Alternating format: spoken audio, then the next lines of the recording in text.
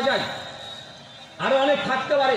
সহিহ সনদে তিনজনের কথা এসেছে কোরআন আর হাদিসের আলোকে, যাদেরকে আল্লাহ সুবহানাহু ওয়া তাআলা দুনিয়াতে আগে ঘর দিয়েছেন। কয়জন বলেন তো ভাইজান? আরো জোরে বলেন। তিনজন। এই তিনজনের নাম কে বলতে পারবেন? একজন একজন করে নয়, একজনকে তিনজনের নাম বলতে হবে। কে বলতে পারবেন? ভরা মজলিস, অসংখ্য মানুষ আছে, বলেন কে বলতে পারবেন? আসিয়া 1, মারিয়াম 2,